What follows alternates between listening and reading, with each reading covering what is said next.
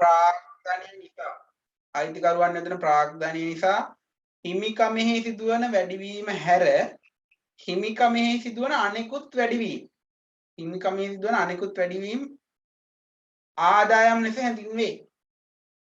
හිමිකමෙහි සිදුවන අනෙකුත් වැඩිවීම ආදායම් ලෙස හැඳින්වේ. ආයි මුලින් ඉඳන් කියන්නම් ඕනම් අයිතිකරුවන් යොදවන ප්‍රාග්ධනය නිසා හිමිකමෙහි සිදුවන වැඩිවීම හැර හිමිකමෙහි සිදුවන අනෙකුත් වැඩිවීම ආදායම් ලෙස හැඳින්වේ. හිමිකමෙහි සිදුවන අනෙකුත් වැඩිවීම ආදායම් ලෙස හැඳින්වේ.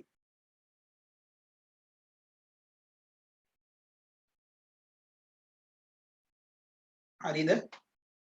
මොනවාද පුතේ ආදායම් වලට උදාහරණ? ලියන්න පුතේ ලාභාංශ ආදායම් උදාහරණ ලියන්න ලාභාංශ ආදායම් කුලී ආදායම් පොලී ආදායම් ආයෝජන ආදායම් තව එකක් දාන්න ලද වට්ටම් එකත් ආදායම ලද වට්ටම් මතකයිද ලද වට්ටම් බැංකු පාඩමේ කියා දුන්නා නේද මම කොයි හරි පාඩමක කියා දුන්නනේ මම ලද වට්ටම් කෑල්ලනේ අයිකනේ ලද වට්ටම් ඒ ලද වට්ටමක් කියන්නේත් අපිට ආදායමක් හරි දුන් වට්ටම් කියන්නේ අපිට වියදමක් හරි ඊට පස්සේ යටින් කියනවා ටියුට් එකේ ඉහත සඳහන් විවිධ ආකාරයේ ලැබෙන්නා වූ විවිධ ආදායම් දර ලාභයට එකතු කළ යුතුය කියලා. හරි. ඒක අපි දැන් දන්නවා. හරි. ඊළඟට යමු වියදම් වලට. වියදම් වලට යමු. වියදම් කියන්නේ මොකද්ද පුතේ? පුතේ මේ අයිතිකාරයාගේ හිමිකම තියෙනව නේද? හිමිකම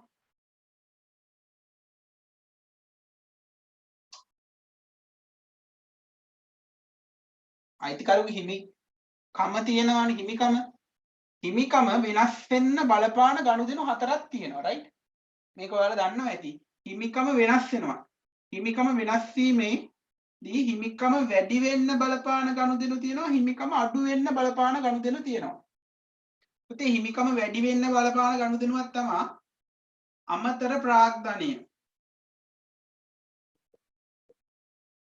යෙදවනවා එහෙම නැත්නම් ආදායම හිමිකම අඩු වෙන්න බලපාන ගනුදෙනු මොනවාද? හතරමයි තියෙන්නේ. මම මේක ගිණුම් කරන සමීකරණ පාඩමේදී කියලා දුන්නා. අඩු වෙන්න බලපානවා ගැනිලි. එහෙම නැත්නම් වියදම්. හරිද? එතකොට අපි දැන් නිර්වචනය කරන්න යන්නේ වියදමක්ම තමයි. එහෙනම් මේ අපි වියදම් නිර්වචනය කරන්නේ කොහොමද? ගැනිලි හැර හිමිකමේ සිදුවන අනිකුත් අඩුවීම් වියදම් වේ. තේරෙනවද? දැන් අපි ආදායම් කොහොමද නිර්වචනය කරේ? අමතර ප්‍රාග්ධනයේ හැර හිමිකමේ සිදුවන අනිකුත් වැඩිවීම ආදායම් වේ. කතාව තේරුණා? වියදම් නිර්වචනය කරන්නේ ඒ විදිහමයි. හිමිකම අඩු වෙන්න බලපාන්නේ දෙකයි නම් ඒ දෙකෙන් මේක හැර අනිත් ඒවා වියදම්. අනිත් ඒවා තමයි හිමිකම අඩු වෙන බලපාන අනිත් ඒවා වියදම්. ඒ කතාව තේරෙනව නේද? වියදම් නිර්වචනයේට හේතුව අවුලක් නැහැ නේද ඒක? හිමිකම නිකම්ම ඔටෝ අඩු වෙන ඒවා තමයි වියදම් කියලා කියන්නේ. හැබැයි ගැනිලි වලින් හැර. ගැනිලි කියන්නේ ඔටෝ අඩු වෙන එක නෙමෙයි අයිතිකාරයා ගිහිල්ලා ගන්න එකන්නේ. ඒතකොට ඒකෙදු වියදමක් මේ හිමිකම අඩු වෙනවා. හැබැයි ඒවා වියදමක් නෙමෙයි. right හරි. එහෙනම් යන් වියදම් නිර්වචනය කරන්න. ලියමු මෙහෙම.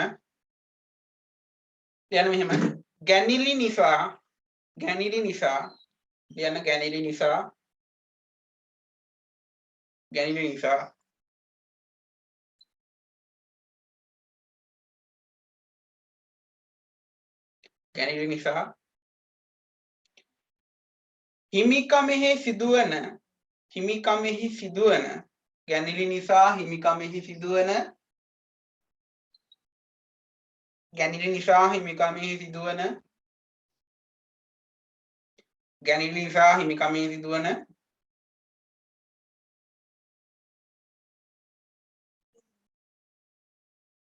අඩුවීම හැරුණ විට ගැනිලි නිසා හිමිකමෙහි සිදුවන අඩුවීම හැරුණ විට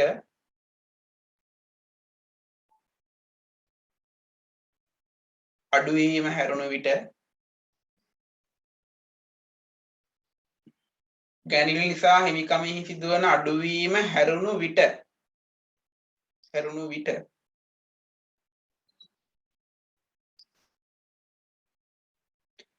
හිමිකමෙහි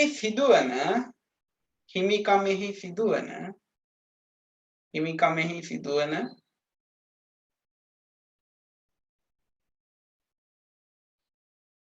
අඩුවීම හිමිකමෙහි සිදුවන අඩුවීම වියදම් ලෙස හැඳින්වේ. හිමිකමෙහි සිදුවන අඩුවීම වියදම් ලෙස හැඳින්වේ. ආයි කියන්නම් ගැනියල් නිසා හිමිකමෙහි සිදුවන අඩුවීම හැර හිමිකමෙහි සිදුවන අඩුවීම වියදම් ලෙස හැඳින්වේ.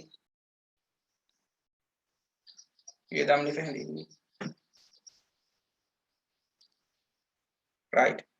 එහෙනම් මොනවද පුතේ වියදම් වලට උදාහරණ? යටින් උදාහරණ ලියමු. වැටුප්, සේවක වැටුප් වෙන්න පුළුවන්. වැටුප් යන වැටුප්. විදුලි ඔයා දන්න වියදම් ටික ලියන්න ව්‍යාපාරේ. විදුලි රක්ෂණ, ජල ගාස්තු,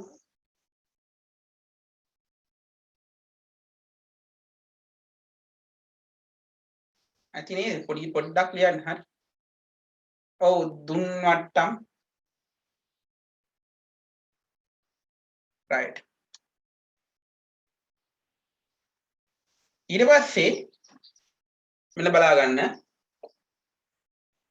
අපිට නෑ පුතේ මෙන්න දැන් ආදායම් වියදම් කරන්නේ අපි කතා කරේ. මොකක්ද මේ ආදායම් වියදම් කරන කතා කරන්න හේතුව මොකක්ද? අපි හොයන්න යන්නේ සුද්ධ ලාභය, right? හොයන්න යන්නේ සුද්ධ ලාභය. ඉතින් ඒකට සුද්ධ ලාභය හොයන්න නම් අපි ඉස්සෙල්ලාම දර ලාභය හොයා ගන්න ඕනි. අපි දැන් දර ලාභය හොයන්න දන්නවා. ඔය දර ලාභයට එකතු කරන්න ඕනි ආදායම්, අඩු කරන්න ඕනි වියදම්. හරිද? මේ වියදම් වල තියෙනවා වර්ග කරන්න ඕනි. දැන් වියදම් අඩු කරනකොට නිකන් ඔහේ වියදම් මේ අඩු කරන්න බෑ. වියදම් අඩු කරනවා තමයි. හැබැයි නිකන් අපිට ඕනි විදිහට හැමතැනම දාලා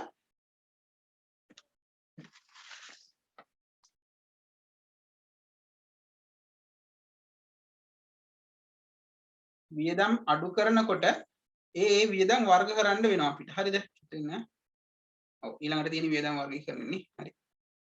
මේ මගේ ටියුට් එක වලගේ ටියුට් එක චුට්ට වෙනස් එක මම බැලුවේ. හරි.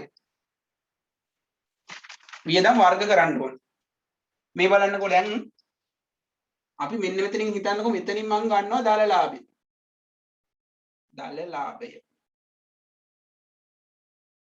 දර ලාභය ගත්ත කියලා හිතන්නකෝ මෙතෙන්ට. දැන් මෙතනින් උඩ මොකද්ද අපි? මෙතනින් උඩ මං කතන්දරේ ගියාදිලා ඉවරයි. දර ලාභය හොයාගන්න තැනට වෙනකම්. එවුණා. ඊපස්සේ දැන් අර ප්‍රකාශي දිගට ගන්න හදන්නේ මේ. ඔන්න දිගට ප්‍රකාශي. මෙතනින් උඩ ඔයාලට පේනවා ඇති උඩ දර ලාභය උඩ කියන්නේ දර ලාභෙත් පේන්නේ නැද්ද දන්නේ චුටි නේ. දර ලාභය ගත්ත හැටි පේනවනේ. හරි. මෙතනින් උඩ දර ලාභය ගත්ත හැටි ඔයාලා දැක්කා. ඊය සතියේ එහෙම අපි කතා කරා අද උදේත් කතා කරා. ඊට පස්සේ දල ලාභයට පුතේ එකතු කරනවා වෙනත් ආදායම්. හරිද? ඊට පස්සේ වෙනත් ආදායම් කියනවා මේ එක එක වර්ග නෑ. හරිද? ඒකෙන් හැබැයි අඩු කරනවා වියදම් අඩු කරනවා. මේ වියදම් එක එක වර්ග තියෙනවා. වියදම් එක එක වර්ග ඒ වර්ග වලට බෙදලා තමයි අඩු කරන්නේ. හරිද? right. එතකොට මෙතනින් එහාට අපි වියදම් වර්ග කරන්න තව රූලක් එකතු කරගන්නවා. මෙන්න මෙහෙම තව රූලක් එකතු කරගන්නවා මේ වියදම් වර්ගීකරණය සඳහා. එතකොට සුද්ධ ලාභය ගණන් කරනකොට ඔයාලා රූල් 3ක් ගහ ගන්නවා. අර දර ලාභය ඒ කියන්නේ සුද්ධ ලාභය ගණන් කරන්න ආවොත් එහෙම අනිවාර්යයෙන්ම රූල් 3ක් ගහගෙන ඒ රූල් 3න් මේ ට්‍රැක් 3ක් කියලා හිතා ගන්න. මේ රූල් 3න් අලුතෙන් එකතු වෙන රූල තමයි මේ ඉස්සෙල්ලාම තියෙන්නේ. අලුතෙන් එකතු වෙන රූල තමයි මේ ඉස්සෙල්ලාම තියෙන්නේ. තේරුණාද? මේ රූලයි කියන්නේ කලින් අපි ආගත්ත රූල් දෙක අලුතෙන් එකතු වෙන රූල තමයි මෙතන තියෙන්නේ. තේරුණා? එතකොට මේ රූලයි වැඩ කරන්නේ අර කලින් විදිහ තමයි. දැන් කලින් දර ලාභය හොයාගෙන ආවනේ. එතකොට මේ කලින් රූල මෙහෙම තියෙනවා. හරිද? එතකොට කලින් මේ රූලේ මොකුත් දැම්මේ නැහැ. දැන් මේ කෙලින්ම අර රූල් දෙකේ විතරයි. හරි. මැද රූල් දෙකේ තමයි දැන් දාන්නේ. දැන් මොකද මේ බෝඩ් එක පොඩි නිසා දැන් මට අර දරලාභ හොයන එකේ රූල් 3 ගහලා පෙන්වන්න විදියක් නැහැ. හරිද? ඒක නිසා මට දැන් වෙන්නේ පාට් කියා දෙන්න තමයි ඔයාලට. හරිද? හරි. කොහොම හරි වියදම් වර්ග තියෙනවා පුතේ. අපි වියදම් වර්ග කරන්න ඕනේ. වියදම් වර්ග කරලා අඩු කරලා තමයි අපි සුද්ධ ලාභය ගණන් කරන්නේ. මෙතන තියෙනවා වියදම් වර්ග 4ක්. හරිද? ඊට පස්සේ ඒ වියදම් වර්ග 4 අඩු කරාම වෙන්නේ මෙතෙන්ට එනවා සුද්ධ ලාභය. සුද්ධ ලාභය කියන එක මෙන්න මෙතෙන්ට ගන්නවා. හරිද? මේ වියදම් වර්ග අඩු කරන්න තමයි මේ අලුතෙන් තීරුවක් ගන්න. වියදම් වර්ග කරන්න. හරිද? තේරුණාද? මේ වියදම් වර්ග කළා ඒ වියදම් වල එකතුව මේ දෙවෙනි රූලට දානවා. ඒ දෙවෙනි රූලෙත් එන මුළු වියදම් ටික එකතුව තුන්වෙනි රූලෙන් අඩු කරනවා. හරිද? එන්නේම වෙන්නේ. වියදම් වර්ග 4ක් තියෙනවා. මම තාම කියා දුන්නේ නැහැ.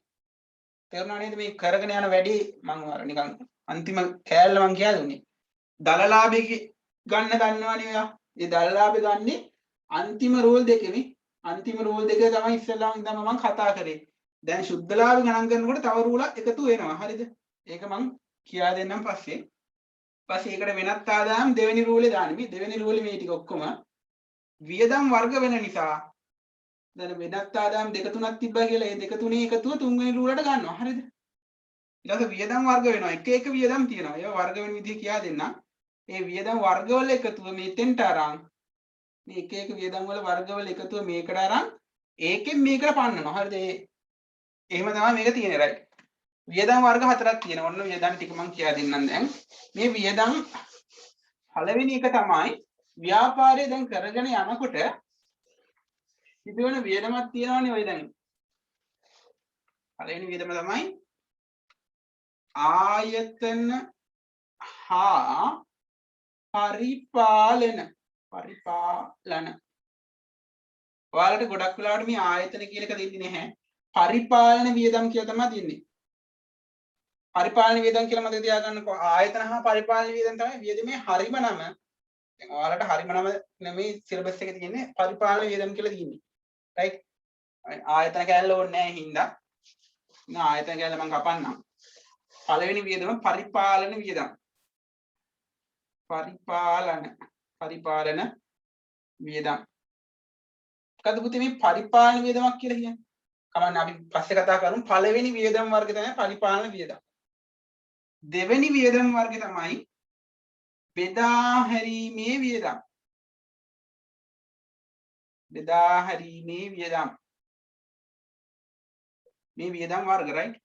තුන්වෙනි වියදම් වර්ගය තමයි ළමයි මූල්‍ය වියදම්. මූල්‍ය වියදම්. හතරවෙනි වියදම් වර්ගය තමයි වෙනත් වියදම්. වෙනත් වියදම්. හරි. පරිපාලන වියදම්, බෙදා හැරීමේ වියදම්, මූල්‍ය වියදම්, වෙනත් වියදම්. ඔන්න ඔය විදිහට අපි අර ගත්ත වියදම් ටික මක් කරනවද? වර්ගීකරණය කරනවා. වර්ගීකරණය කරනවා. මේ ඔක්කොම වියදම් හරි. හරි. පුතේ පරිපාලන වියදමක් කියලා කියන්නේ ආයතනයේ වැඩ කරගෙන යද්දී පරිපාලන කියන්නේ ආයතනයේ වැඩ ටික කරගෙන යනකොට නොකර ඉන්න බැරි වියදම් ටිකක් තියෙනවනේ. ආයතනේ දැන් හිතන්න ඔයා කරගෙන යනවා මේ ලොකු මොකද්ද? හිතන්න ආයතනයක් දාගෙන යනවා මොකක් හරි ආයතනයක්. ඔයා මොකක් හරි මේ ලොකු මේ මට එන්නේ මොකක් හරි ආයතනයක්. හරි ආයතනයක් දාගෙන යනවා කියලා හිතන්නකෝ. ඔයා මොකක් හරි අධ්‍යාපනයේ මොකක් හරි පන්ති ආයතනයක් දානවා. ඒකේ ආයතන පරිපාලන වියදම් කියලා කියන්නේ ඒකට දැන් සේවකයෙක් ගන්නවා. කාඩ් මාක් කරන්න කවුරු හරි සේවකයෙක් ගන්නවා. එන ආයතන පරිපාලන වියදම. ඊට පස්සේ ඒකට ලයිට් බිලක් එනවා. ආයතනයේට ලයිට් බිලක් එනවා. ඊට පස්සේ ඒක ආයතන පරිපාලන වියදම. ඊට පස්සේ ආයතනයේට වතුර බිලක් එනවා. ඒක ආයතන පරිපාලන වියදම. ඊට පස්සේ ආයතනයේ ගොඩනැගිල්ල තියෙනවනේ. හරිද? ගොඩනැගිල්ල තියෙනවා. ඔය ගොඩනැගිල්ල එන්න දිරණු කියන්නේ ප්ලේන් කරන්න ඕනේ. ගොඩනැගිල්ල ප්ලේන් කරනවනේ සාමාන්‍යයෙන් අවුරුද්දකට සැරයක්. එහෙම නැත්නම් ගොඩනැගිල්ලේ ටයිල් අල්ලනවා. මොකක් හරි අලුත් දෙයක්. ගොඩනැගිල්ල ෂය වෙනවා. ෂය වෙනවා කියන්නේ ගොඩනැගිල්ල වැහැරෙනවා. ගොඩනැගිලි ෂය ආයතන පරිපාලන වියදමක්. හරිද? එන්නේ වගේ ආයතනයේ පවත්වාගෙන යාමේදී ආයතනයේ තුල කරන්න සිද්ධ වෙන වියදමක් තියෙනවා. වියදම් ටික තියෙනවානේ. අන්නේ වියදම් වලට අපි කියනවා ආයතන පරිපාලන වියදම්. එහෙම නැත්නම් පරිපාලන වියදම් කියලා. තේරුණාද? ආයතනයක් පවත්වාගෙන යන්නේ. අනිවාර්යයෙන් අපි සේවකයන්ට වැටුප් ගෙවන්න ඕනේ. අපිට අර තව ඔය බෝඩ් එහෙම ගෙනල්ලා හයි කරන්න ඕනේ. ඒ වගේ ආයතනයක් පවත්වාගෙන යන්න දරන වියදම් ටික අපි කියනවා ආයතන පරිපාලන වියදම් කියලා. ඊට පස්සේ ළමයි බෙදා හැරීමේ වියදම්. දැන් මම එනවා වෙන ව්‍යාපාරයකට. මොකද දැන් අපි සේවා සපයන ව්‍යාපාරවල බෙදා හරින්නේ මේ අපි හිතනවා ඔය බිස්කට් ව්‍යාපාරයක් කියලා. ඔය බිස්කට් එහෙම ගෙනියන්න බිස්කට් හදන කම්පැනියක් නම් ඒ බිස්කට් හදන කම්පැනියේ සේවකයෝ ගන්නා නම් මනම් ඒ ටික කරන්න සහ බිස්කට් ගන්න සේවකයෝ බිස්කට් හදන කම්පැනියක් ගන්න. එතකොට මේ ඔක්කොම එක කියා දෙන්න පුළුවන්. පන්ති අමතක කරන්නකො බිස්කට් හදන කම්පැනියක්. ඒ බිස්කට් හදන කම්පැනියේ පරිපාලන වියදම් වෙන්නේ මොනවද? කම්පැනියට එන ලයිට් බිල, වතුර බිල, සේවකයන්ට ගෙවන පඩිය, ඒ වගේ ගොඩනැගිල්ල මොකක් හරි කම්පැනියේ කරනවා නම් ඒවා කියන්නේ ආයතනයක් නඩත්තු කරගෙන යාමේදී දරන්න ඕන වියදම් ටික තමයි ආයතන පරිපාලන වියදම් කියලා කියන්නේ. තේරුණාද ළමයින්ට? ආයතනේ නඩත්තු කරගෙන යාමේදී ගෙවන්න ඕන වියදම්. ඊට පස්සේ බෙදා හැරීමේ වියදමක් කියලා කියන්නේ භාණ්ඩ ටික බෙදා හරින්න දරන වියදම්. දැන් අර ළමෙක් ඇහුවේ මේ මොකද්ද? ගෙන යාමේ කුලිය කියලා. අන ගෙන යාමේ කුලිය බෙදා හැරීමේ වියදම. හරිද? අපි භාණ්ඩ බෙදා හරිනවා දැන්. අපි නිෂ්පාදනය කර භාණ්ඩ කඩවල වලට දාන්න එපයි. නේ? අන්න බෙදා හැරීමේ වියදමක්. දැන් ඔයා දන්නවා දුම් වට්ටමක් කියන්නේ වියදමක් කියලා. ඒක මොන වියදමක්ද කියලා දන්නේ නැහැනේ. දුම් වට්ටම් කියන්නේ බෙදා හැරීමේ වියදමක්. ඇයි? අපි භාණ්ඩ විකුණනකොට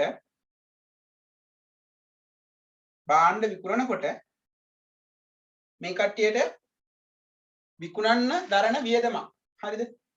බෙදා හැරීමේ වියදම් වල හරීම කතන්ද මේ ඔයාලට දෙන්නේ බෙදා හැරීමේ කියලා විතරයිනේ. මේක හරීම නම තමයි පුතේ. හරීම නම තමයි විකිණීමේ හා බෙදා හැරීමේ. විකිණීමේ හා බෙදා හැරීමේ වියදම් තමයි දෙවෙනි එකේ හරීම නම. විකිණීමේ හා බෙදා හැරීමේ. ඔයා දන්නවා භාණ්ඩ විකුණන ණයට විකුණලා සල්ලි ගන්න පරක් වුණාම තමයි අපි වට්ටම් දෙන්නේ. අන්න එතකොට විකිණීමේ හා බෙදා හැරීමේ වියදමක් තමයි දුම් වට්ටම් කියලා කියන්නේ. තේරුණාද? සල්ලි ගන්න බැරි නිසා අපි වට්ටමක් දීලා හරි සල්ලි ගන්නවා. හරිද? ඊළඟට අපිට සමහර වෙලාවට පෝස්ටරයක් ගහන්න වෙනවා. විකිණීමේ හා බෙදා හැරීමේ වියදමක් පෝස්ටරයක් ගහන්න වෙනවා. අපිට සමහර වෙලාවට ණයට බඩු විකුණලා ඒ ණය ගැතියෝ සල්ලි දෙන්නේ නැහැ. අපි ඒවට කියනවා බොල් ණය කියලා. අපිට සල්ලි දෙන්නේ නැතිව යනවා. ණය ගැතියා මැරෙනවා. අන්න එතකොට විකිණීමේ හා බෙදා හැරීමේ වියදම වලට තමයි බොල් ණය දාන්නේ. තේරෙනවද? අපි භාණ්ඩ ටික විකුණ ගන්නකොට අපිට දරන්න සිද්ධ වෙන වියදම් ටික. අපිට සමහර වෙලාවට වට්ටමක් දෙන්න වෙනවා. තේරුණාද? භාණ්ඩ විකිණීම සම්බන්ධව දරන වියදම් අපි විකිණීමේ හා බෙදා හැරීමේ වියදම් වලට දානවා. හරි මේ දෙක තේරුණාද? ව්‍යාපාර ආයතනයක වැඩියෙන්ම තියෙන වියදම් දෙක. අන්න ඒක නිසා තමයි ඉස්සෙල්ලාම මේවා ලියන්නේ. මෙන්න මේ වියදම් පොඩ්ඩක් අඩුයි. වැඩියෙන්ම තියෙන වියදම් දෙක. ඔයා එතකොට අහයි අහන්න පුළුවන් සර් වැඩියෙන්ම තියෙන එතකොට පරිපාලන වියදම්ද කියලා. ගොඩක් වෙලාවට පරිපාලන වියදම් තමයි හරි ඊළඟට තියෙන බෙදා හැරීමේ වියදම්. ඊළඟට මූල්‍ය වියදම් ඊළඟට වෙනත් වියදම්. තේරුණා? මේ වියදම් වැඩියෙන්ම තියෙන අනුපිළට තමයි මම මේ දීලා තියෙන්නේ. තේරුණානේ? එතකොට ඔයාලා අර මේ ශුද්ධ ලාභය හොයනකොට වියදම් අඩු කරන්න ඕනි ඉස්සෙල්ලාම මේ මෙතනින් ඉඳන් පටන් ගන්න නෑ නේ පරිපාලන වියදම් ටික අඩු කරලා බෙදා හැරීමේ වියදම් එන්නෙම පිළිවෙලට තමයි අඩු කරන්නේ තේරුණාද කතන්දරේ හරි මම වියදම් වර්ග දෙකයි දැනට කියා දුන්නේ මොනවාද පරිපාලන වියදම් සහ බෙදා හැරීමේ වියදම් හරි ඔය දෙක අපි ලියාගෙන ඉමුද ඉතුරු වලට යන්න යොට් එකේ ඔය දෙක ලියාගෙන ඉන්නවද නැත්නම් ඉතුරු ටිකක් කතා කරලා ඉන්නවද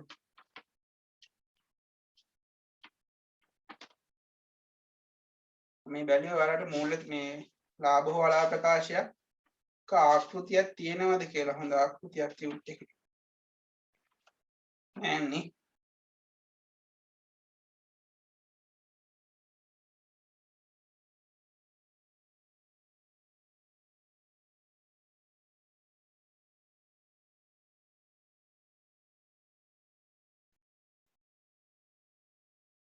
හරිද?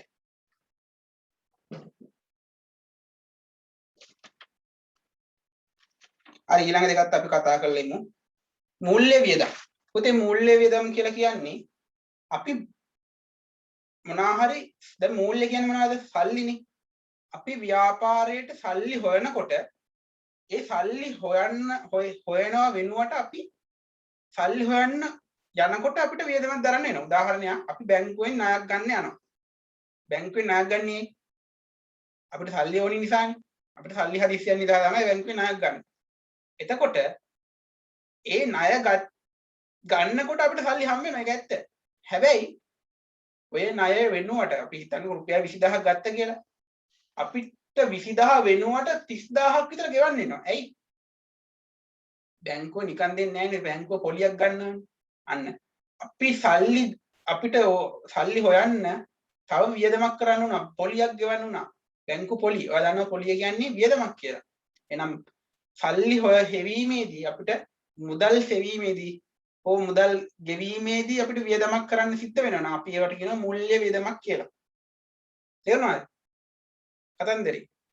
අර පොලිය බැංකු පොලිය කියන්නේ නම් මූල්‍ය වියදම. ඒ අපි 20000 කරන් 30000ක් ගෙවනවා. කියන්නේ සල්ලි 20000ක් ගන්න තව කීයක් හරි වැඩිපුර ගෙවන්න වෙනවා. අපිට කීයක් හරි වියදම් කරන්න වෙනවා. අන්නේ වියදම් අපි කියනවා මූල්‍ය වියදම් කියලා. තේරුණාද පුතාලට මූල්‍ය වියදම්? අවුලක් නැද්ද? සල්ලි හෙවීමේදී අපි වියදම් කරන්න වෙනවා සමහර වියදම්. අන්නේ වියදම් අපි මූල්‍ය වියදම් කියලා කියනවා. හරිද? හරි. ඊට පස්සේ වෙනත් වියදම්. මේ වෙනත් වියදම් නම් නිර්වචනය කරන්න හරිය ලේසියි. බලන්න වෙනත් වියදම් කියලා කියන්නේ මෙහෙමයි. මේකටවත් මේ තුනට එන්නේ නැති වියදම්. ඒ කියන්නේ ආයතන පරිපාලනටවත් විකිණීමේ හා බෙදා හැරීමේටවත් ඊළඟට මූල්‍ය වියදමකටවත් මොකටවත් එන්නේ නැති වියදම්.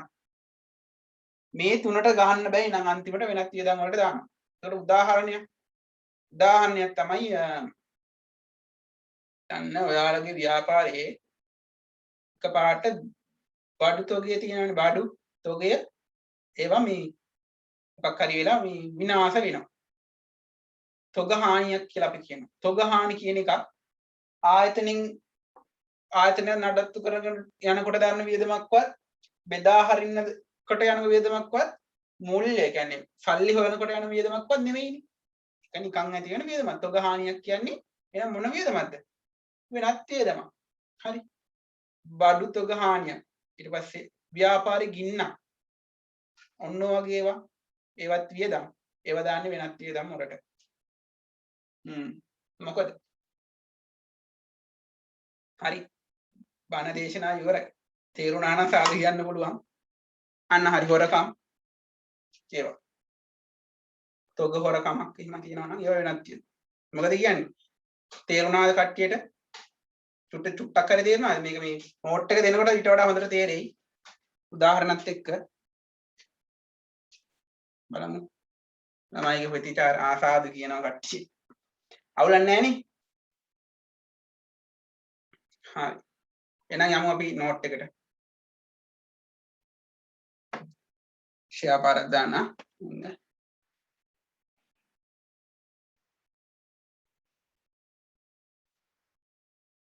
හරි වියදම් වර්ගීකරණය. ගන්න. වියදම් වර්ගීකරණ එකේ 1 ඉඳන් 4ට යනකම් තියෙනවනේ. ඒකේ පළවෙනි එක ලියන්න.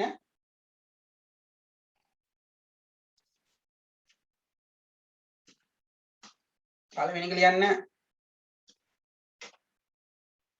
බෙදා හැරීමේ වියදම්. පළවෙනි එක ලියන්න බෙදා හැරීමේ වියදම්. මම මේ පරිපාලන කියන දාන්නේ කමන්නේ. ඔයා බෙදා හැරීමේ වියදම් කියලා ලියන්න. බෙදා හැරීමේ වියදම්. බෙදා හැරීමේ වියදම්. ඒක තමයි පුතේ පළවෙනිට එන්න ඕනි. මේ දෙක පොඩ්ඩක් අවුලක් නැහැ. මේ දෙක මාරුනාට ප්‍රශ්නයක් නැහැ. මේ දෙක පොඩ්ඩක් අන්තිමට ලියන්නේ. හරිද? බෙදා හැරීමේ වියදම්. පරිපාලන වියදම් කියලා නේද? මේක බෙදා හැරීමේ වියදම් කියලා ලියන්න පළවෙනියට. දෙවෙනියට ලියන්න පරිපාලන වියදම් කියලා. ඊළඟට මූල්‍ය වියදම් වෙනත් වියදම්. මෙතන 1යි 2යි මාරු වෙන්න ඕනි.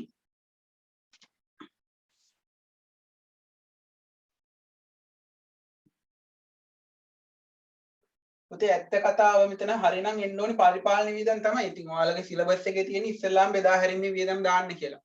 හරිද? මට අර ඇත්තනේ ලියවෙන්නේ දැන් මෙතන පරිපාලන ඔයාලා හිතන්නකෝ ව්‍යාපාර ආයතනයක බෙදා හරීමේ වියදම්ද වැඩි පරිපාලන වියදම්ද ගොඩක් වැඩි වෙන්නේ. බෙදා හරින්න ඉතින් පරිපාලනයක් තියෙන්නේ බෑ. කියන්නේ භාණ්ඩ නිෂ්පාදනය කරොත් ඉතින් බෙදා හරින්න නේ. ඒ නිසා හරිනම් එන්න ඕනේ මේ විදියට. හැබැයි ඔයාලට සිලබස් එකේ තියෙන මේකයි මාරු වෙලා. හරි. කමන්නේ අපි මේ සිලබස් එකේ විදියට යමු. දැන් ඉස්සලාම් බෙදා හැරීමේ වියදම් පළවෙනියට බෙදා හැරීමේ වියදම් ඊළඟට පරිපාලන වියදම් ඊළඟට මූල්‍ය වියදම් වෙනත් වියදම්. හරිද? දැන්ද ඔයාලට ස්ක්‍රීන් එක පෙවුනේ?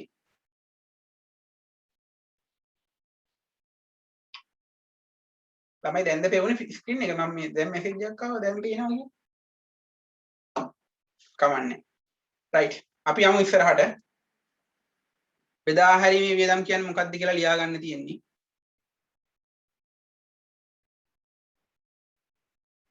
මේ තියෙන බෙදා හැරීමේ වියදම් කියලා. විකිණීමේ හා බෙදා හැරීමේ වියදම්. මොනවාද පුතේ එහෙනම් විකිණීමේ හා බෙදා හැරීමේ වියදම් කියලා කියන්නේ? රයිට් මෙහෙම ලියන්න. ලියන්න මෙහෙම.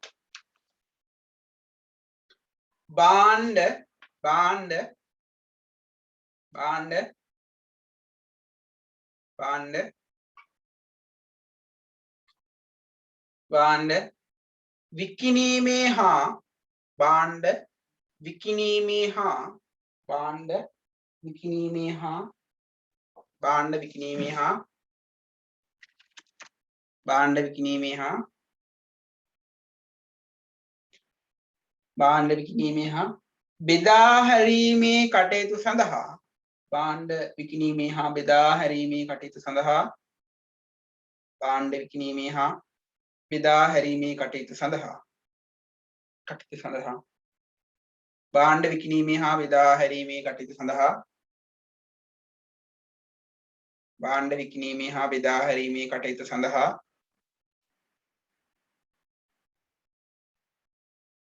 බෙදා හැරීමේ කටයුතු සඳහා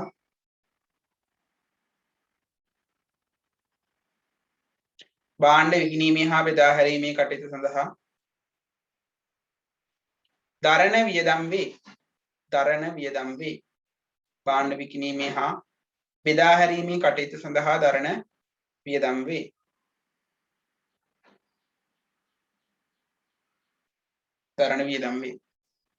right. මෙන්න මේ උදාහරණ ටික හරියට ලියා ගන්න. මේ ටික පොඩ්ඩක් මතක තියාගන්න. හරි උදාහරණ ලියමු. ප්‍රචාරණ වියදම් ලියන්න ක්‍රමාදදා ලියන්න ඉස්සරහට ලියන්න. ප්‍රචාරණ වියදම්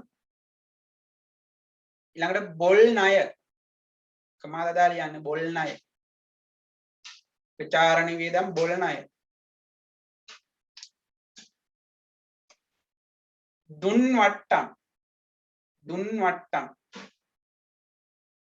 ප්‍රචාරණ වියදම් බොල් ණය දුන් වට්ටම්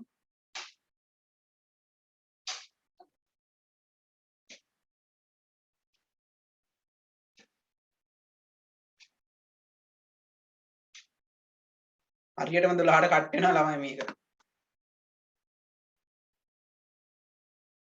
හරිද? එතකොට මේ තව එකක් ලියන්න. තුන් වට්ටම් ළඟට මෙහෙම ලියන්න බෙදා හැරීමේ වාහන ෂය. ඔය ෂය කියන කෑල්ල මේ ඊළඟ පාඩමේදී කියා දෙන්න තියෙන හින්දා දැන්ටම මගෙන් අහන්න එපා මොකද්ද කියලා මම කියන්නේ ඔය ෂය කියන්නේ නිකන් වැය හැරීම වගේ. අබලන් වෙනවනේ. අන්න එක වියදමක් ලෙස දාන්නේ. හරිද? ඔය ෂය ගණන් කරන්න එහෙම තියෙනවා මම ඒක පස්සේ කියා දෙන්නම්. බෙදා හැරීමේ වාහන ෂය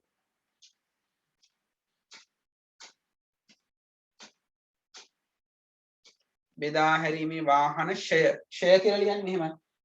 ෂය කොහොමද අල්කයන්න ලියන්නේ නැතුව මෙහෙම ලියන්නේ ෂය. මෙන්න මෙහෙම නේද අල්කයන්න ලියන්නේ නැතුව ක්ෂය අර එකට බැඳලා ලියන්නේ අනිත් විදිහට ලියාගන්න. ෂය බෙදා හැරීමේ වාහන ෂය. මම මේ උදාහරණ ලියන්නේ. තව ලියන්නේ විකුණුම් කොමිස්.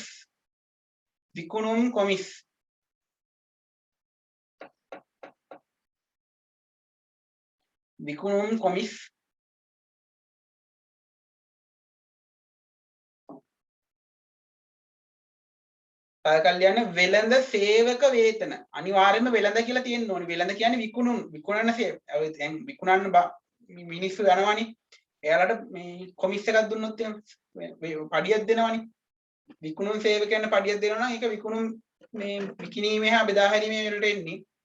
හැබැයි ආයතනයේ වැඩ කරන මිනිස්සුන්ට පඩි දෙනවා නම් ඒක පරිපාලන වියදම් වලට එන්නේ. එහෙනම් ලියන්න වෙළඳ සේවක වේතන. වෙළඳ සේවක වේතන. ඒක සේවක වේතන කියලා ලිව්වොත් පරිපාලන වියදම්. වෙළඳ සේවක වේතන කියලා ලිව්වොත් විකිණීමේ හා බෙදා හැරීමේ වියදම්. හරිද? ඒක හොඳට මතක තියාගන්න. වෙළඳ සේවක වේතන තමයි උතන හරියට එන්න ඕනි. වෙළඳ සේවක වේතන. හරි. වෙළඳ සේවක වේතන.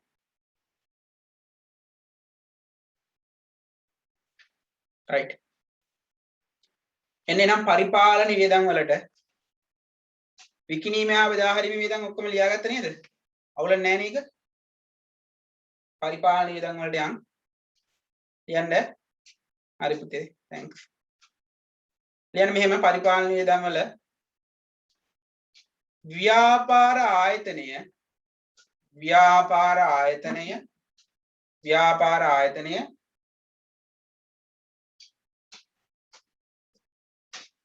ව්‍යාපාර ආයතනය ව්‍යාපාර ආයතනය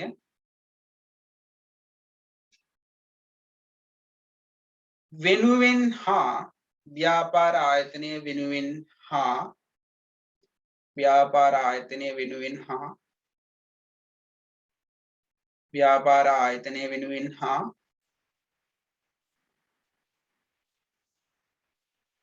ව්‍යාපාර ආයතනය වෙනුවෙන් හා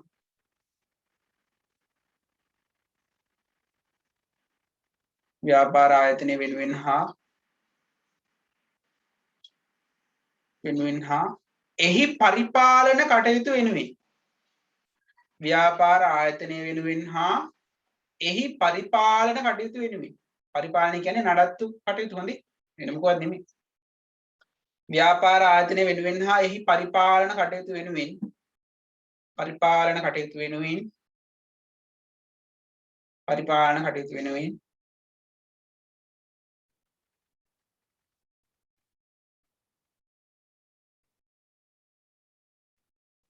පරිපාලන කටයුතු වෙනුවෙන් සිදු කරන වියදම් වේ සිදු කරන වියදම් වේ සිදු කරන වියදම් වේ පරිපාලන කටයුතු වෙනුවෙන් සිදු කරන වියදම් වේ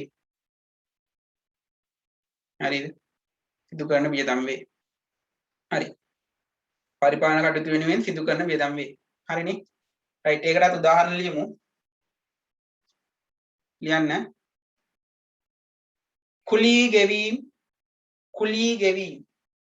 කුලී ගෙවීම් කමාදදා ලියන්න කුලී ගෙවීම් රක්ෂණ ගාස්තු කුලී ගෙවීම් රක්ෂණ ගාස්තු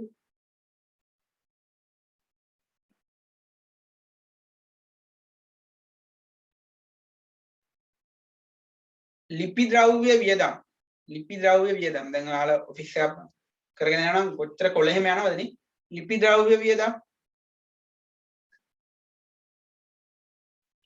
ද්‍රව්‍ය වියදම්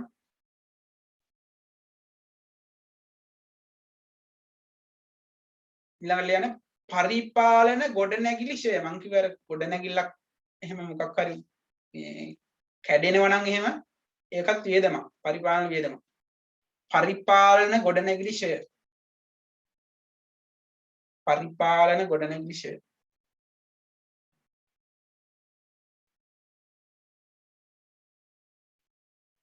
ඊට පස්සේ අලුත් වැඩියා වියදම් කැඩිච්ච ගොඩනැගිල්ල හදන්නත් යනවනේ කීයක් හරි ඒකත් පරිපාලන වියදමක් ඒවට කියන්නේ අලුත් වැඩියා කියන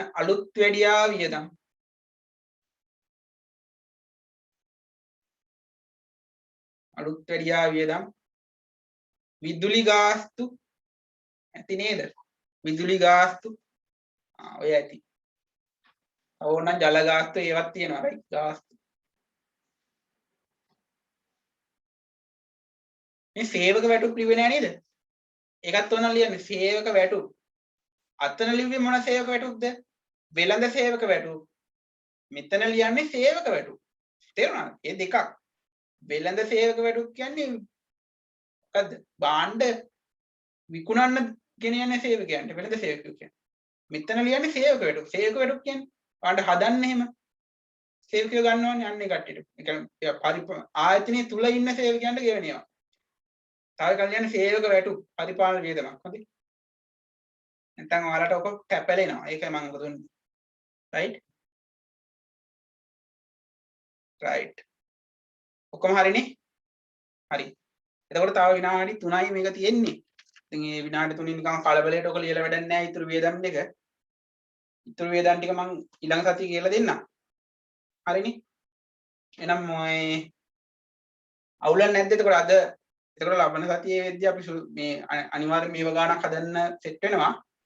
පුතේ මේ ටියුට් ගත්තේ නැති කට්ටිය පොඩ්ඩක් බලලා ඒක කරගන්න කොහොමත් අර නැන්දට කතා කරලා හරි ඒක මොකක් හරි කරගන්න මේ නැත්තම් මොකද ඊළඟ ගණන් හරි වැදගත්. දැන් මේ බෝඩ් එකත් ඉඳ මදි වෙනවා මට මාර ප්‍රශ්නයක් වෙන්නේ. හරිද? මම කොහොම හරි ගේමක් ගහලා ඒක ගන්නන්නම් ඔයාලට. හරි? මේ එන්නොත් මේ දැන් මේ තව විනාඩි 3කින් කට්ටේ මේ එතකොට අද මොන හරි ප්‍රශ්න තියෙනවා නම් කතා කරන්න පුළුවන් අවුලක් නැද්ද? අද ඉතින් වැඩි කොහොමත් අර විනාඩි 10ක් 15ක් මිස් වුණා ඔයාලට මේ මගේ වැරද්දකින් නෙමෙයි අර ළමෙක් ඉන්න හැදුවා ඒකට ඉන්න බැරුණානේ මේ කොහොමත් මම රෙකෝඩින් එක දානවා